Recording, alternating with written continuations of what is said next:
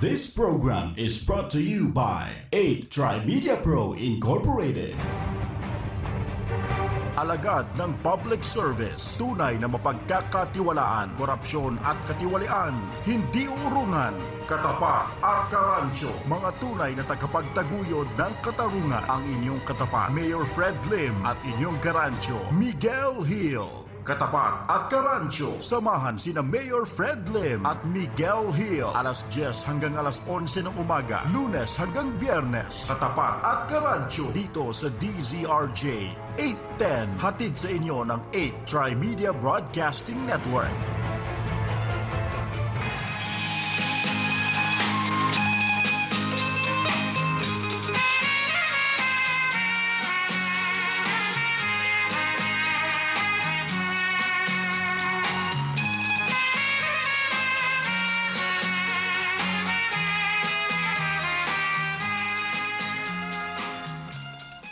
Buenos días a todos mis amigos. Eso Karancho, Miguel Hill. Ngayon po ay araw ng Huwebes, December 3, 2015. Magandang umaga sa lahat ng ating mga taga-subaybay. At pagkamat hindi pa nating makakasama ang ating katapat at ating alkalde ng Himpapawid na si Mayor Fred Lim ngayong araw na ito, inyong makakapiling naman ang nag-iisang kagandahan ng programang Katapat at Karancho, si Miss Pelita Peralta Uy. Hello, Karancho Miguel. Magandang umaga sa iyo at magandang umaga po sa lahat ng mga nakikinig sa Katapat at Karancho. O, sige ha. Mayor Lim, pagaling po kayo. Miss na po namin kayo dito. Okay, magaling na naman daw si Mayor Lim.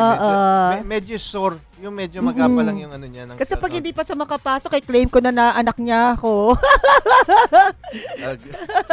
Pero, ito, totoo ba ito? Yung inyong ama, Miss Pilitz, katrabaho pala dati ni Mayor Lim. Ay, oo. Nabalitaan mo na rin. Di ako ang tatay ko po ay Manila's Finest. Isa sa Manila's Finest ni Mayor Lim noon. So, kaya nga hangang-hanga ako sa kanya kasi hindi ko naman talaga siya nakilala dahil bata pa kami noon. Pero nung nagkasakit ang daddy ko, Miguel, nakita mo gaano kabait si Mayor Lim. Ito ay walang camera. Ngayon sasabihin ko sa mga listeners nyo, no? Okay. Kung gaano po kabait talaga si Mayor Lim na tunay na tao.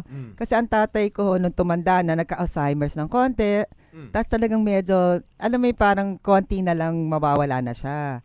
So, ang daddy ko ay naaalala niya, yun. Kasi pag may Alzheimer's ka, di ba naalala mo yung mga dati? Puro dati, pero yung nangyari kanina, parang nawawala Hindi, na. wala. Tapos sinasabi niya sa akin, kailangan ko pumasok dahil may operation kami, ganyan, sa mga tong collectors, gano'n. Sabi ko, daddy, may sakit ka. Sabi niya, naku, hindi pwede kay General, kailangan namin yun. Kailangan mag-report kay General Lim. General Lim pa ang tawag niya nun. So, akala niya talagang nangyayari present pa ang times, lahat. Present times. Okay. So, my dad was like, may anxiety na hindi siya makapasok kasi di na siya nakakatayo nasa hospital bed siya sa bahay. You know what I did? I went to City Hall. I wrote a letter. Kasalukuyang alkalde nun si Mayor. Alkalde na siya. Okay. At busy na siya nun. Sumulat po ako. Tapos pinalagay ko doon na kailangan ko po kayo dahil ang daddy ko ay may sakit na dating Manila's Finest. Wala na akong kunento nun. Pagdating ko doon, alam mo ginawa ni Mayor Lim? Bumisita sa daddy ko. Okay, pero mamaya natin kukumpletuhin yung napakagandang story niya para makita nila kung anong klaseng mama. Yes, I want people to know that. Pero bago yan, aalamin naman natin mula sa Senado, mula kay RJ Patroller Jojo Sikat. Oh, yes, okay. Mula kay Jojo Sikat, kung ano na nga ba itong mga pangyayari ngayon sa mataas na kapulungan sa Senado, kung saan sinasabi na si Senator Miriam, hinihikayat daw si Senator po na magpa-DNA test na ba? DNA test or biological, hanapin. Okay, papasok ngayon si RJ Patroller Jojo Sikat. Jojo, magandang umaga sa iyo. Yes, magandang umaga naman na kasamang Miguel Gil at kasamang Pilita. Hello po. Kayak ditong si Senadora Miriam Defensor Santiago.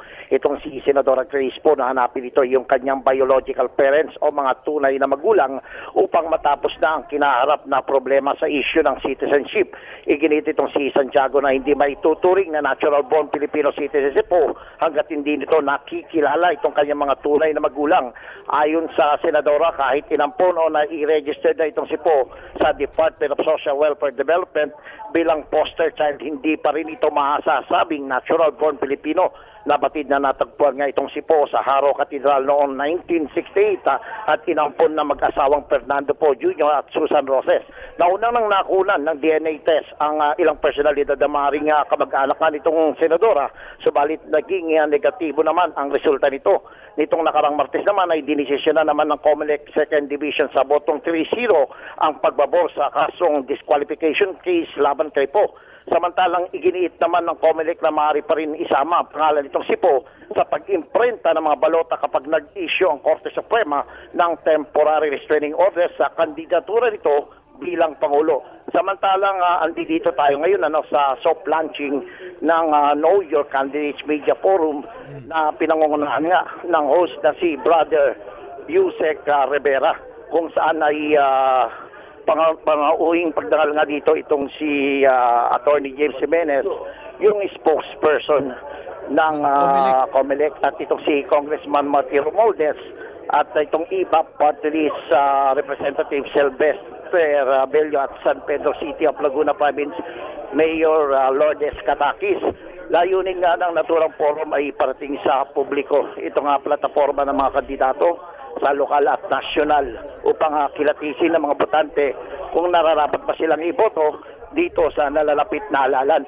Sa kasalukuyan ay nandito na nga sa harap natin itong si COMELEC spokesperson Dante Jimenez at itong si Congressman Marty Romualdez at sa harap na rin natin itong host nga itong si Yusek Robert Rivera na ngayon ay nagkakaroon ng photos dito. Pipilitin natin ang makuha ang isa sa kanila para makapanayam natin dito sa sinasabing soft launching ng Know Your Candidate Media Forum dito na ginaganap ngayon sa Aloha Hotel at kasalukuyan ay maring magsimula maya-maya lamang itong naturang forum at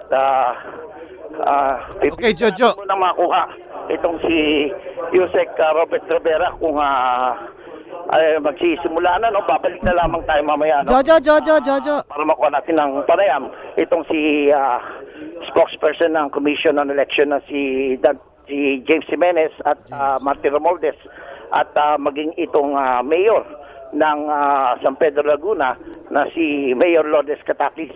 Mula rito sa Maynila, ito si Jojo Sikat para sa DCRJ-10 Try Media, ang impilan ng bawat Pilipino. Okay, maraming salamat sa ulat na yan, Jojo Sikat. Nako, RJ Patrol!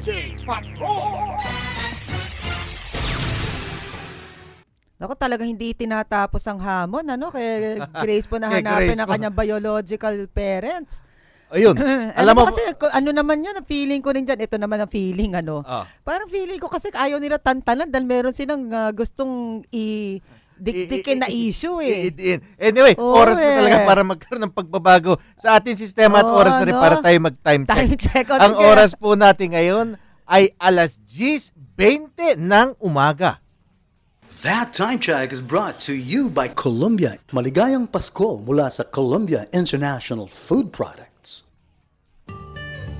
Yung dalawa kong anak, sports ang hilig nila. Yung isa, football, varsity. Isa naman po, volleyball. Pangarap nga niya maging Philippine team Masayang masaya ako na pareho silang mahilig sa sports.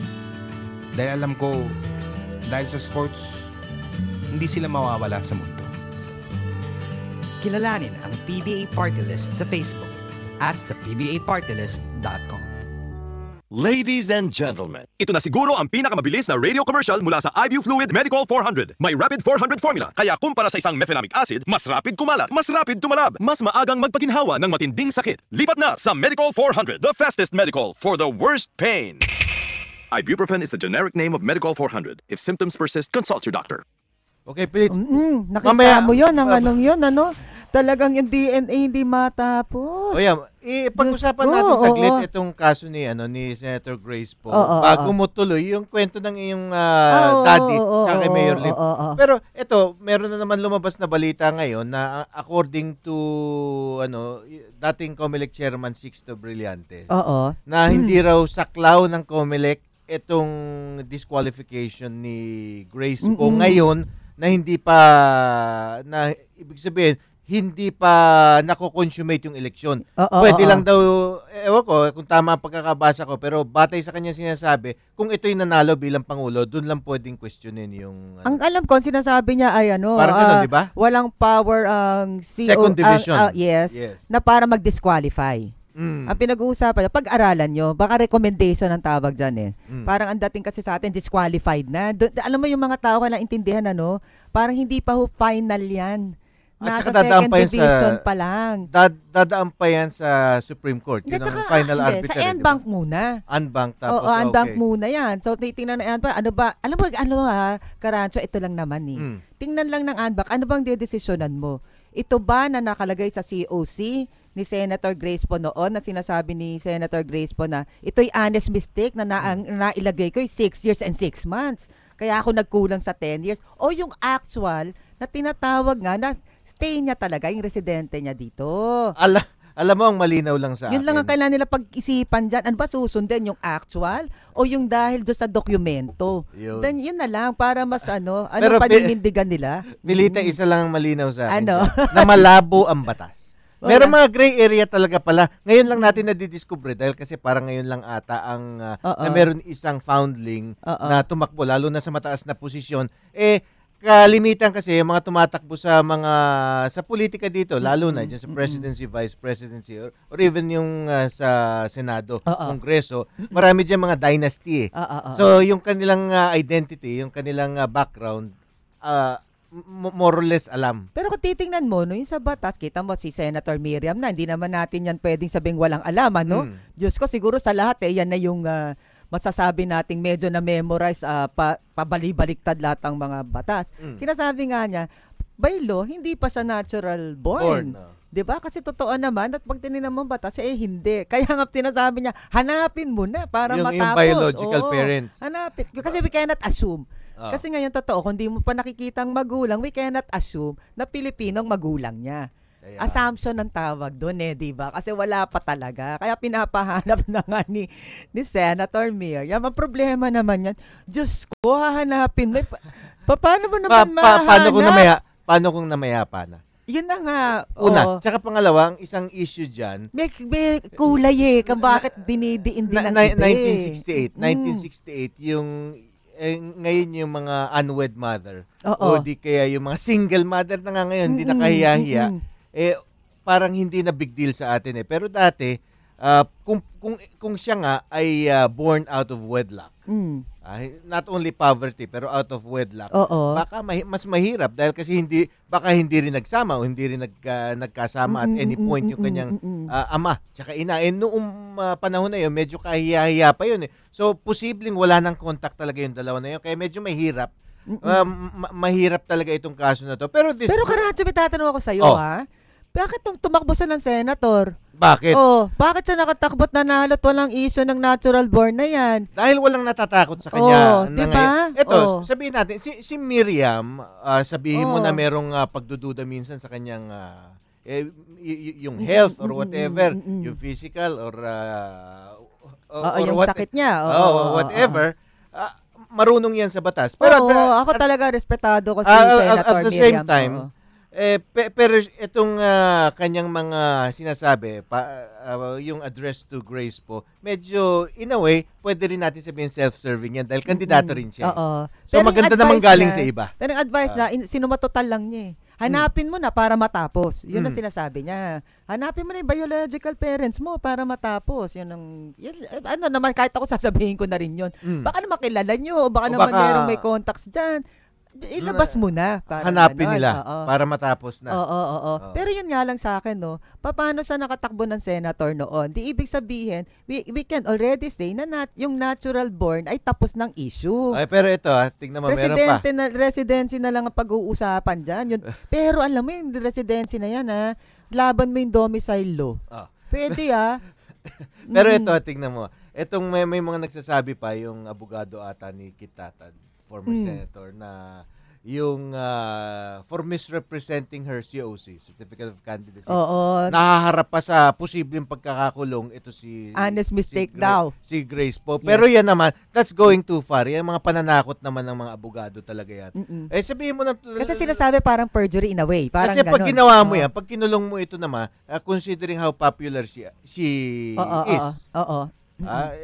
Kahit na based on the surveys, talaga naghahanap ka naman ng katinyan sa katawan. No? So, hindi naaabot yan dyan. Sa dami nyo kailangan ikulong ng mga nagnakaw sa bansay, unahin natin yun. Bakit, di ba? Parang masyado ng yan. Ako, pilita ako, sasabihin ko sa inyo. Masyado ng gustong ilubog masyado. Yung iba nga na talagang guilty na, hindi pa nakukulong. Pero hindi, wag na natin pag-usapan yun. Dahil that's an old issue. Pero the fact is, alam mo, sinasabi ko at lagi kong sinasabi na dito sa mga inihahain sa atin ng tadhana para sa pagkapangulo, wala ako talagang gusto. Yung bang kung meron akong iboboto dyan, yung para sa akin, yung siguro yung least bad. Kasi ito, tinan mo yung... Wala naman perpekto kasi. Wala, nandun na tayo. Pero siyempre, sa pagkapangulo, you would expect something more, someone more. Ito, para sa akin, ito, pag pinagpipilit, tanggalin na natin yung issues about yung plunder or about yung government-sponsored killings. Yun na lang yung ano ba yung competence, yung leadership potential. Capability and ability. Lalo na sa crisis management. Yun ang hinahanap po sa presidente. Foresight also. Ayun. Tsaka yung sinasabi ng meron dyan may issue about yung plunder, government-sponsored killings, abysmally weak leadership, at saka physical or even mental health issues. Kaya ako sana, gusto ko rin matumakbo ito si Poe dahil kasi para sa akin, ang pinakamabigat na issue lang sa kanya, labas na yung mga residency or yung kanyang roots. Yes, is yung kanyang pagiging masyadong neophyte.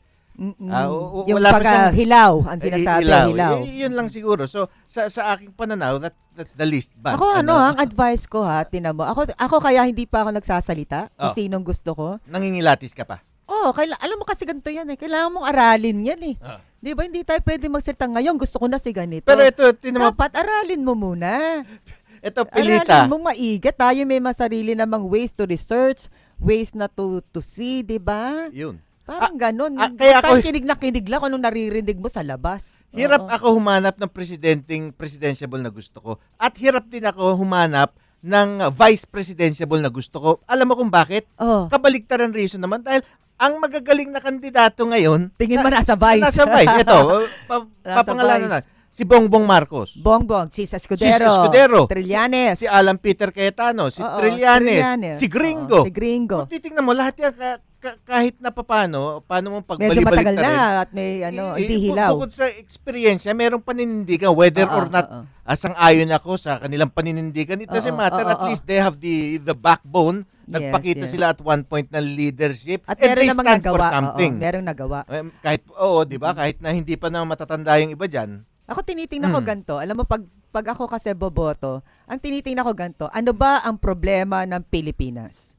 Nakafocus ako dyan. Ano ba ang priorities ko na gusto kong mabago sa Pilipinas? Ngayon titingnan ko, alin sa mga kandidato who can deliver solutions. Yun ang hahanapin ko siguro. Tako yan na si Gardo. Nakalimutan na naman natin si Gardo. Ang hirap sa'yo, uupo-upo ka dyan, nakalimutan mo si Gardo, kaya nagagalit. Ewan ko, pero hindi naman pwede bumoto si Gardo. O, pakilala natin sa ating mga listeners. Yan po si Gardo, ang Gardog ng bayan, sanggandikit na kabutihan, kaaway ng mortal ng mga kawatan. Kalimutan mo O, eh. galit sa akin. No? Kanina umiiyak, ngayong galit. Oo. Ha? Oo. Kanina umiiyak, ngayong galit. Galit na. Bipolar si Gardo. O, bipolar. Malapit na. O, parang yung iba sa ating mga politiko Ewan ko, dyan. Tayong mga Pilipino, konti na lang lahat na tayo bipolar sa mga nangyayari sa atin dito sa bansa. Umuuso mga bipolar tsaka bisexual. Uso. Anyway, para sa mga nais naman lumahok sa ating aming diskusyon dito ni Miss Pilita, na kayo, welcome na welcome po kayo. Ang ating text line is 0977-342-1644. Inuulit ko po, 0977-342-1644. At meron pa, may panibagong text line, 0917-798-8910. So, 0917-789-8910. Ayan, So, tumawag para na madaling kayo. Pero papaalala lang po namin na bawal po magmura. Magmura. Katulad ni Karereng, muntik na ano. Medyo na ano muna. Nasuspindi ng isang linggo. Tumawag po at nagmumura. Ayan. Pero okay na. Oo. Nagpunta dito si Karereng. Yes. Ating hotline naman para sa mga nais, yung voice calls, 412-0288. That's 412-0288. Ulitin ko yung text line ha, 0977-342-1644. Tawag na po kayo kay Karancho ngayon. Ayun. Pagpatuloy natin yung may kinikwento mo kanina, yung medyo personal muna. Tapos medyo na ano lang ako. Kasi, I really want people to know the real person behind Mayor Lim, hindi ba? Ang kilala niya, matapang, ganito. Pero ito po talaga ako nagulat na hindi niya ako kilala. Ang tatay ko po ay hindi close sa kanya. Nagkataon, Manila's finest, but not the rubbing elbows, ha? Pero official din ng daddy niyo eh. Oo, official din. Pero hindi sila matatawag mo pare, barkada. Na barkada. Pero doon ako na-touch. Because sabi ni Mayor Lim noon, na-receive niya yung letter ko, tumawag ka agad ang chief of staff niya at sinabing punta kayo dito sa City Hall. Agad-agad. Nung na-receive niya yung letter na may sakit ang daddy ko, pagpunta ko doon, pinapasok kami. Yun nung nalaman niya. Naalala niya talaga kung sino yung father niyo. Naalala niya, pero siyempre si daddy po ganyan. Siya papaalala mo, sa dami niyang na-meet, di ba? Oo, At tagal ng general. Isipin mo, nag-NBA pa siya. 30 plus years of police service yan eh. Oo, matagal, di ba? Tapos niya, siya si Adon, si Aklan Boy. Naalala niya bigla. Yun ang palayaw yung pala ng daddy niyo. ang tawag niya sa daddy ko, Aklan Boy. Taga-Aklan ba kayo? Yes, from Calibo and Ibahay. Tapos nung sinabi ko may sakit ang daddy ko, alam mo, agad-agad. Pumunta siya. Sinabi ni Mayor Lim, kailan mo ko gusto pumunta sa daddy mo? Sabi ko, sana po urgent because my dad can pass away anytime. Alam mo ginawa, pumunta sa whiteboard. Binura niya yung isang schedule niya ng Saturday. Pag red, puno lagi schedule ni Mayor pag puno. weekend. Kaya tinignan ko sa Diyos ko, imposible na. Sinuggest ko na lang, Mayor, sulat na lang po kayo ng letter na sige, magpahinga ka lang. Yung para ma-at peace lang ang daddy. Kanya, hindi, pupunta ako. Gumanon siya.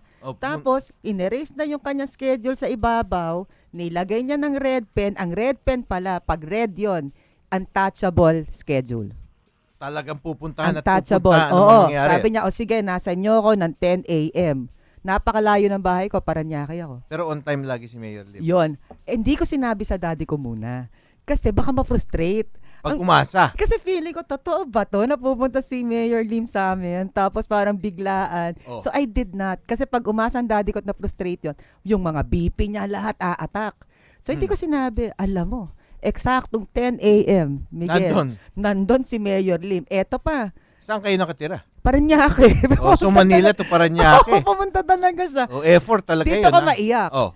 Hinanap pa niya, 4 na lang ang buhay na Manila's finest at that time. Yung kabatch nilang ng daddy. Yung mga may alam mo ginawa ni Mayor Lim, hindi lang siya pumunta. Pinahanap na yung 3 buhay para pumunta sila sabay-sabay sa daddy ko. So 4 silang pumunta Oo, kasama yung mga kasamahan ng daddy ko na buhay pa. Mga antigong pulis ang tawag nila. Yun ang tawag nila. Salitang pulis. Yeah, and usually pala yan, sabi nung kanyang chief of staff na Mayor Lim can only stay 10 minutes. Sabi ko, alam nyo kahit 1 minute, okay na po. Mayor Lim stayed more than 30 minutes to be with my father. At ang maganda doon, nakwento mo na sa akin yan nung dati-dati pa, few months ago. At parang ang pinalabas ni Mayor na inactive service pa sila, no? Meron pa silang mga salu-saludo. Oo, pagpasok ni Mayor Lim to, gumanon daddy ko, ganon din siya. Aklan boy, ganyan, kwentuhan sila na ginawa ni Mayor Lim to make daddy feel good. And you know what? Lumakas ang daddy ko. Ang saya ng daddy. Naduktungan pa yung buhay. Naduktungan na. Talagang laking pasasalamat ko kay Mayor. Walang camera, Miguel. Walang media, walang lahat. And that time, walang election niya. Kakapanalo lang niya. Ibig sabihin, hindi ko pa kailangan yan.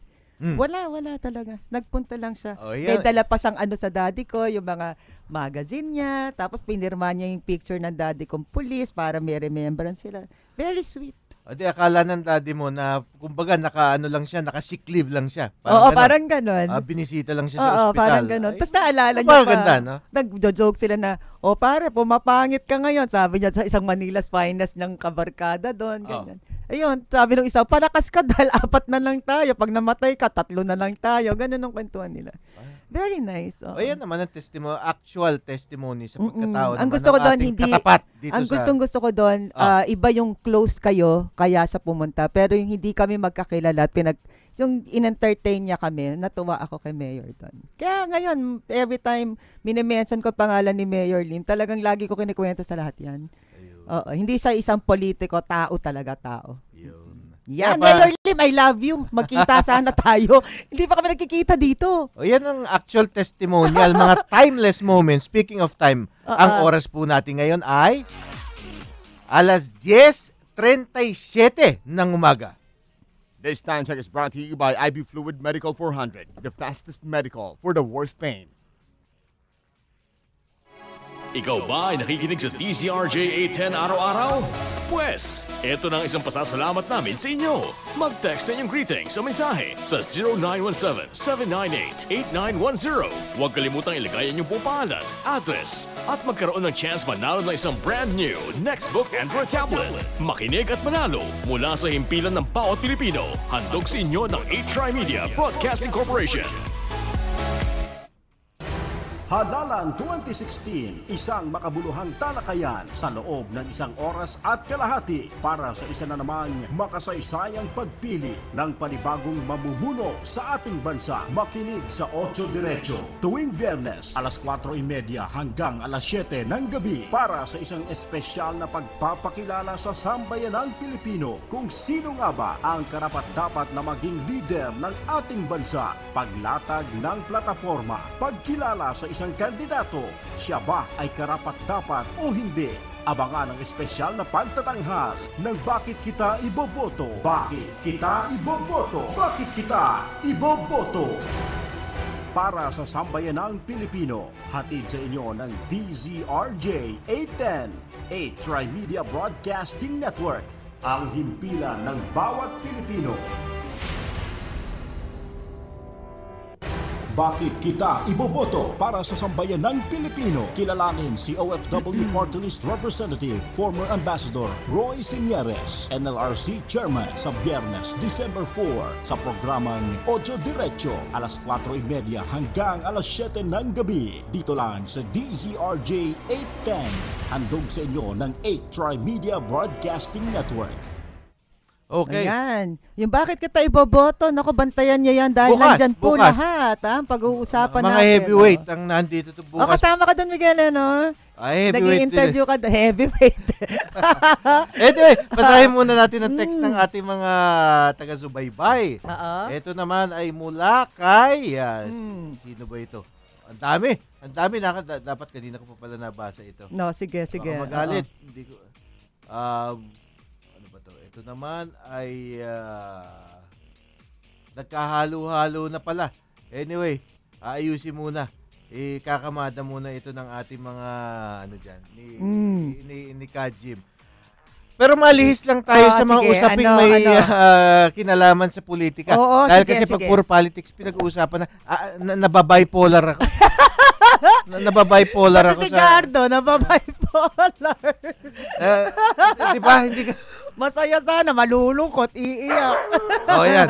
Binanggit mo yung pangalan niya. Sige. Kasi, alam mo, nung reporter ako, isa sa mga kino-cover namin yung mga usaping pangsikmura, mga economic stories. Dahil yan mga mahalaga di ba? Hindi puro politika. At ngayon, isang international rating agency, yung S&P, Standard & Poor's, Yes. nagpalabas ng kanilang resulta ng kanilang pag-aaral na 25% lang, isa sa bawat apat or 1/4 lang ng mga Pilipino ang financially literate. Okay. So ano ba kahulugan ng financially literate? Yung oo. nakakaintindi ng Ha-handle. kung paano i-handle, paano hahawakan ang kanilang pera. Oo. So ibig sabihin, 75%, 75% Hindi alam paano i-manage. Pasok-labas lang yung pag nahawakan, pasok sa isang sa isang kamay, kabilang kamay, igagastahin ka agad. Ngayon, hindi ibig sabihin na yung hand to mouth na ibig sabihin na pag talagang mahirap, syempre wala naman choice. Wala nang i-manage. Di ba immediately nagagastos, so hindi pa kinikita, nagagastos na. Pero itong 75% na ito, siguro hindi naman 3 sa bawat 4 natin ang nagugutom. Ibig sabihin marami sa ating mga kababayan ang dapat kahit na paano matuto mag-handle. Sabi nga, humawak ng pera para yung saving for a rainy day. Yes. Kasi diba? alam mo dito, hindi uso yung may financial consultant. Parang nag-hire lang dito yung mga tipong napakaraming pera. Parang na hindi alam ng mga tao na kahit na konti na ipon mo, dapat sana malaman natin paano palalaguin, paano gagamitin. Sa ibang bansa, kahit na yung mga nagdadrive ng garbage trucks. Yes, they consult. Meron silang financial planning. Alam nila na hindi naman malakas ang kanilang katawan habang buhay. Ngayon, kaya bakit natin napag-uusapan ito, Pilits? Dahil kasi Pasko ngayon. Papasok ang pera. Oo. Yun po totoo. Nabibigyan tayo yung ating mga, lalo na yung ating mga loved ones na nagtatrabaho sa ibayong dagat. Yes. Nagpapadala talaga. Kahit na minsan maghigpit na sila ng sinturon doon para mapadala dito lang. Dahil nga may handaan. Hindi kaya ba? isa isip natin at isa puso natin na napakahirap po para sa ating mga mahal sa buhay. Nakitain yung pera na yan. Kaya hindi ko mo Pasko, yung one day millionaire tayo. Yun ang minsan pati sa mga nagtatrabaho na may bonus. 30th gastos ka. O pang-iinom lang. Yan na. Huwag po tayo ganon. Pwede naman tayo mag-good time. Pwede tayo bumili ng mga regalo sa ating mga anak nang hindi naman yung ubus-ubus biyaya. Katulad na lang nito, mahilig tayo sa gadgets, di ba, mga Pilipino. Bili agad ng mga bago. Bago pa. Wala pang isang taon yung kung ano man smartphone mo. Tapos ngayon, dahil ko mo magpapasko, kahit na bago pa, halos wala pang yung galos, yung dati mong device. Kasi alam mo, bakit? Alam mo kaugalian ng Pilipino, status symbol Parang masabi lang Para masabi lang. Masabi lang. Yan ang problema natin dito. At ang dapat natin maintindihan na yung sinasabi mong kultura na ganyan, sinasakyan yan ng mga mga telcos tsaka yung mga iba nagbebenta. Gustong-gusto nga nila, labas ng bago dahil alam nila na medyo addicted ang mga Pilipino na pag may bago, tingnan mo, payabangan yan. Di bali ng ba naman pagbabago? Parang ganito, di bali ng installment ang bayad mo sa phone, basta't makabago ka lang. Kamamahala, hindi naman 2, 3, 4,000 lang yan. Minsan, hindi, 40, 60, 30, mga bago. Kaya alam mo, kung talagang meron kayong pera at lahat kayong gastusin, bigay siguro, mo sa amin. Ayun, yun ang number. Pero bumili na lang kayo ng alahas. Diba? Mas yung ginto, nag-appreciate. Ayun, tsaka nag-appreciate. Nag-appreciate. Basahin natin ang text sa atin ni Nards Yabut. Si Nards Yabut. Hello po, Nards Yabut. Mr. Yabut na taga Marilao, Bulacan. Marami akong mga kasamahan dyan na doon sa dating network na aking pinagtatrabaho na parang nagka-housing sila dyan. Sabi naman ni Mr. Nards Yabut, good morning po, Karancho at Ma'am Pilita. Hello. Magandang umaga. Pabati naman po ang napakabait na si Ma'am Debbie Espiritu at Reyes and Family. Hello, Miss Debbie and Reyes Family. Thank you po for listening. Napaka matulungin po niya dito sa kanila sa Marilao, Bulacan. Ay, ganda naman. Okay, yan po ang text sa atin ni Mr. ni Nards. Yards tuloy. Nards Yabut. Ito naman ang text ng ating suki na si Donald Aquino ng Santa Maria, Tondo, Manila. Taga lugar to nila Mayor Lim. Okay. Tunay na itong lipunan natin ay gutom na gutom sa mga mabubuting tao o mabubuting bagay na ika nga ay mga magagandang dapat ay nagaganap dito kung meron lamang sanang 5 Mayor Lim at 5 Mayor Duterte na talagang may tamang track record pagdating sa tamang paglilingkod at naghahayag ng tama tulad ng programa ninyo at mga mamamayang mulat na sa tamang isipan tunay na makamit nitong bansa natin ang ganap na pagbabago. Salamat po. Nagmamahal. Donald Aquino ng Santa Maria, Tondo, Manila. Salamat po, Mr. Donald. Bilib na bilib si Mayor Lim dito kay Donald. Anyway, ito pa, meron pang text tayo mula kay Nenaong ng Pasig. Hello, Miss Nena. Si Nenaong ng solid Pasig. Listener natin yan. Solid listener. Good AM, Miguel Hill at Pelita Peralta. Uy, hello. Complete name. Thanks for sharing your story about your father and Mayor Alfredo Lim to show his real character. Solid listener, Nenaong ng Pasig. Yes. Touching talaga naman yung thank you very much for giving me the opportunity to say it. Kasi hindi ko alam paano ko papasabi sa madla na ito po si Mayor Lim bilang tao. Yan. Kaya alam naman nila kasi ikaw ngayon ang humahalili sa dati, para makita naman nila na yung buhay mo na-touch ni Mayor. Parang may tumitira kay Mayor Lim sa Facebook. Nasaktan talaga ako. Talagang inano ko. Sa hindi, mabait siyang tao. Ako, sure ako. Ganun. Sumasagot ako. Because I can say something real. I can say na I experience it. Kaya talagang sumasagot ako pag tinitira si Mayor Lim bilang tao. Kaya eto si Mayor Lim, alam ko kilabot din ito ng hindi ng kababaihan. Kilabot ng mga kriminal dun sa Maynila dati. Pero pero kahit na ano sabihin mo, at siya na nagsasabi, yung hindi nawawala sa kanya yung disiplina sa kanilang tao, hindi porket yung iba kasi pag feeling nila siga sila, kung ipresenta sarili nila, akala mo kung sino, di ba? Ito, maginoo pa rin, hindi mayabang, naririnig na araw-araw dito. Although, he speaks his mind, pero hindi siya mayabang. Tsaka nandun pa rin yung mga makalumang attributes sa kanya. Ano ba yung dati, yung pagiging maginoo? Yung respeto sa babae. Yung pagtimpi sa mga sa mga bisyo. Diba? Saka talaga, batas sa kanya ay batas. Yan ang maganda sa kanya. Ayun lang. Hindi nagpa-fold. Yung strict implementation of siya nagpa-fold. Of the law. Di ba sabi niya nga, meron siya motto, yung the law applies to all or to no one or nobody at all. Yung sa poster niya nung naalala ko, estudyante pa ako noon, nakikita ko. Ay, estudyante pa ba ako nun? Oo. Estudyante pa pala ako nung Naku, Mayor Lim, namimiss ka na ng lahat ng mga mo dito. Ng mga nakikinig sa inyo. Excited na siguro sila makausap ulit si Mayor Lim ng katapat. Diba? Ayun. Mayor Lim, balik ka na. Para magkita naman. Alam mo, gusto ko siya, hindi pa kami nagkikita sa itry. Believe it or not. Ganun ba? Dahil iba kasi ang oras niya. Kami umaga dito, ikaw hapon ka na. And I don't even know if he will remember because I'm not, hindi si Mayor Lim ang tingin ko taong nililista niyang mabubuting ginagawa niya. So, I think it quite magkita maalala niya, Pilita. Papaalala ko sa kanya. Kasi hindi naman nagbabago ang ayos mo. Nakita ko yung mga pictures mo dati. Ako na magpapaalala sa kanya. Mayor Lim, maganda pong ginawa niyo dati. Diba? Ganun. Anyway, pinag-uusapan natin yung Pasko.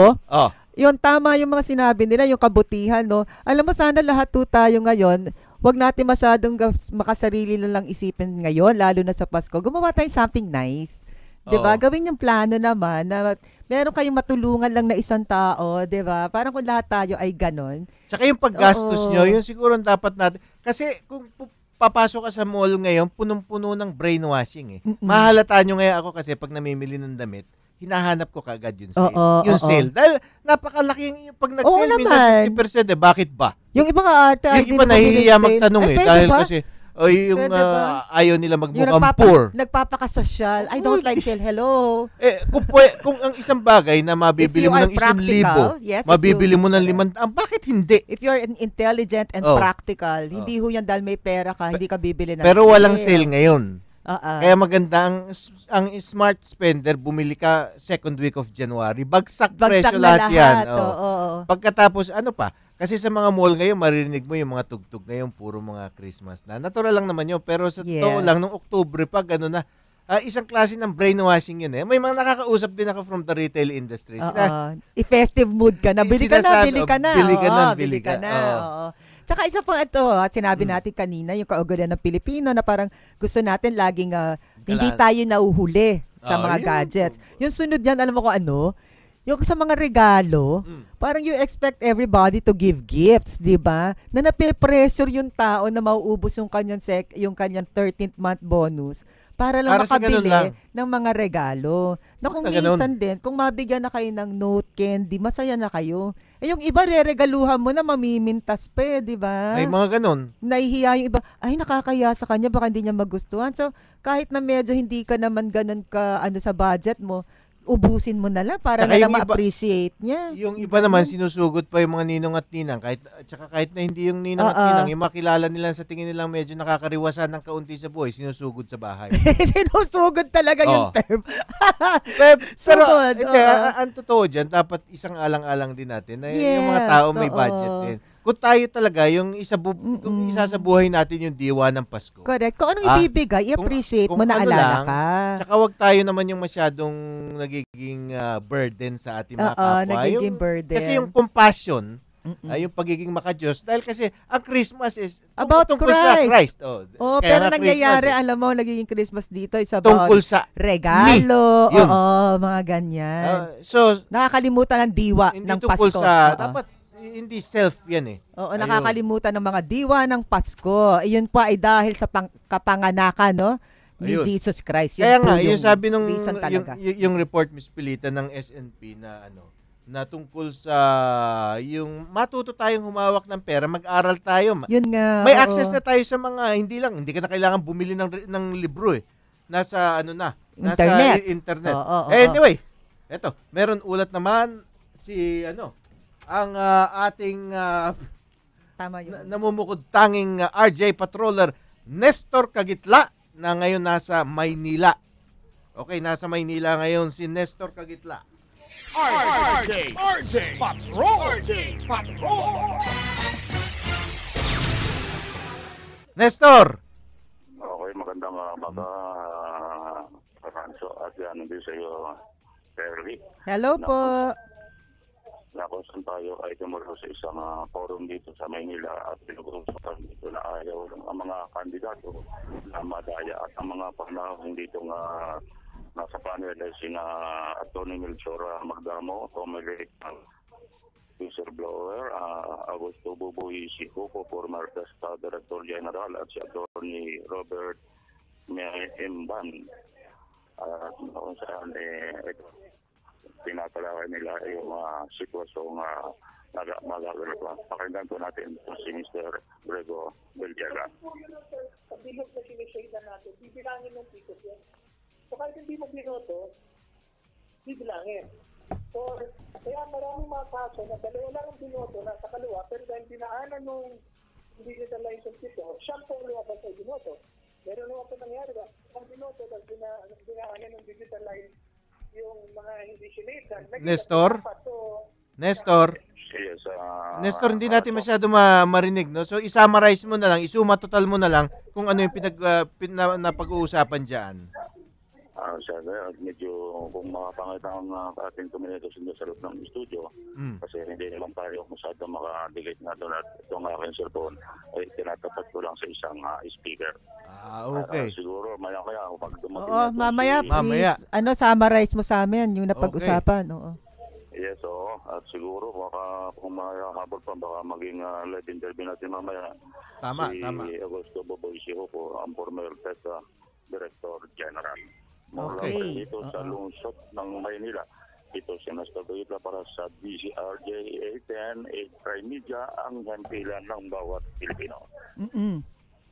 RJ Patrol!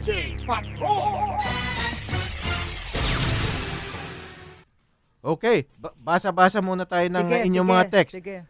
Ito naman ay mula kay Arnel Beroya. At sabi naman ni Arnel Beroya, good AM Karanchong Migs at Ma'am Pilita, magandang makinig sa radio program ninyo sapagkat no holds barred ang programa ninyo. Oo nga. Si Mayor Fred Lim, ang original crime buster ng Pilipinas at carbon copy lang si Mayor Duterte. Sa bagay, totoo nga. Nauna talaga naman. Totoo yun. Si Lim naging police NBI director at DILG secretary na tumututok sa peace and order kaya tinagurian siyang local dirty hari ng Pilipinas.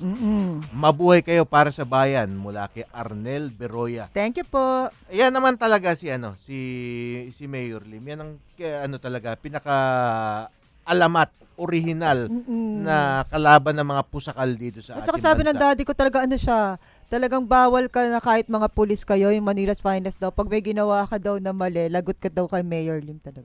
Tsaka sabi ng daddy ko, hindi ka pwedeng loloko-loko doon. Ganun. Tsaka ginagalang niya talaga yung batas. Yun naman sinasabi niya. Up to now naman, kitang-kita, diba? Ang sabi niya nga sa akin, hindi ko makakalimutan, basta sundin mo lang yung batas, wala kang problema.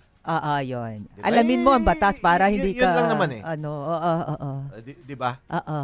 Tsaka ang problema, minsan naiinis ako pag sinasabi ng mga ibang tao, kahit na yung mga ibang nagmamarunong. Ang problema sa bansa natin, yung mga Pilipino, ganyan, matigas ang ulo, yung mga Pilipino, bastos, mga Pilipino, ganyan. Ang tunay na problema sa ating bansa, yung mga nanunungkulan, yung mga people in power, hindi nila alam yung trabaho nila. Bagkus, ginagamit lang nila yung kanilang posisyon para magpayaman o para umabuso. Kasi huwag nyo balik ka rin na hindi yung taong bayan, yung problema natin para tayo mapatino, Hindi po. Tingnan nyo, anong punot dulo ng problema ng bansa natin for the past 20 years na lang. Siguro marami sa atin, tao na 20 years ago or even 30 years ago. Yung mga katarantaduhan ng mga people in power. Diba? Tingnan nyo yung history.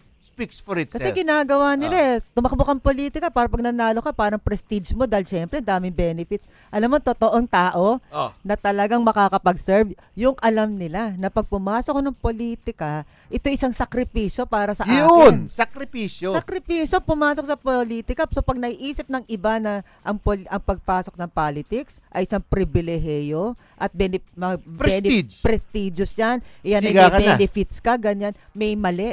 Dahil totoong tao na may alam na iyan ay sakripisyo po. Talagang sakripisyo yan. Pagkatapos, pati yung mga misis, mga anak, mga naka-Louis Vuitton na bigla. Oo, ang sweldo mo, di ba? Sacrifice yan. Kaya nakakataka na pagpasok ng isang tao na simple at pumasok ng politika, Diyos ko, biglang yaman. Ayun. Diba? Parang tumama ng loto. Di ba? Mabe-blame mo ba? Ang mga mamamayan din naman kasi. Pag sinabing senator, congressman, naku, mayaman yan, mag-solicit tayo dyan, ganto, ganyan. Akala nila, kita mo yung mentality na pag pumasok ng pag ikay nasa politika, mayaman ka. Bakit? Because nga yun nakikita. Yun ang nakikita. Tsaka mga politiko, lalo na sa mga small town, wala silang effort na itago man lang. Yung kaya, kahit na, huli ka agad sa lifestyle check isang beses, alam mo, Miguel, pag-usapan natin, magkano sinesweldo ng mga yan para malaman ng tao. I-research nga natin. Alam ko, parang 100,000 plus nga lang yung Pangulo. Nasa presidente na yan. Sa bagay, dapat itaas yun. Ako rin. Pag-usapan natin isang beses yan. Mga sweldo, magkano ba talaga ang kinikita nila para alam nyong ibig sabihin, di ba? Tapos pag-usapan natin, dapat ba itaas? Pero lang pala yung mga meron asawa na successful din. Kasi marami mga may mga kilala ko yung mga asawa naman may trabaho or may negosyo naman sila. O mga corporate executive. Correct. At meron namang negosyo, di ba? Na dati pa. Pero dapat lang mamulat ang mga mamamayan natin na hindi po dahil naging politiko siya, ay mayaman yan kasi politiko siya. Baguhin po natin yan. Kaya ang mga politiko, alam mo kung ano, kailangan ng budget sa patay, sa kasal, binyag. Diba? Ay, lagi na lang silang aasahan na malaking regalo. At pag-usapan din natin, meron ka palang parang yung gift-giving pag Pasko. Personal yun. Personal. Personal ko na every year, nagbibigay ako sa usually mga bata, mga bahay, ganyan. Kumakatok-katok ka dun. Kahit sa mga susunod na araw pag-usapan natin yun. Gusto ko yan yung bigla. Yun kasi bukal sa puso. Anyway. Personal. That's why I like it personal. Para walang kulay, walang sasabihin, politiko ka ba? Kaya ka nandito? Ba't ka nagbabara-barangay? Yan. Anyway, dyan po nagtatapos ang ating programa ngayong umagang ito. Bilis-bilis na. Mabilis. Basta let's keep it light. Ika nga, para wag naman masyadong, wag masyadong intense. Hindi kasi natin maiwasan din yung mga tanong, di ba? Para wag naman tayo maging bipolar. Dyan po nagtatapos ang ating programa ngayong umagang ito. Ako naman po ang inyong Karancho Miguel Hill. Maraming salamat sa inyong patuloy na pagsubaybay. Maraming salamat po sa mga nakinig ngayon sa Katapat at Karancho at sana po'y lagi kayong makikinig sa programang ito para tayo may matututunan sa ating bansa at mga maganda sa ating mamamayan. Maraming salamat po, Miguel Karancho. A Trimedia Pro Incorporated. The BBC in London goes direct to the Raja Broadcasting Network, DZRJ, 8:10 a.m. with a live news update. This is the BBC News. Hello, I'm Jonathan Izard. At least 20 people have been shot in the Californian city of San Bernardino, east of Los Angeles. The Sheriff's Department said there may be up to 3 gunmen involved in the attack at a social services center for people with disabilities. A spokesman said eyewitnesses saw heavily armed men believed to be wearing body armor. Gary O'Donoghue is in Washington.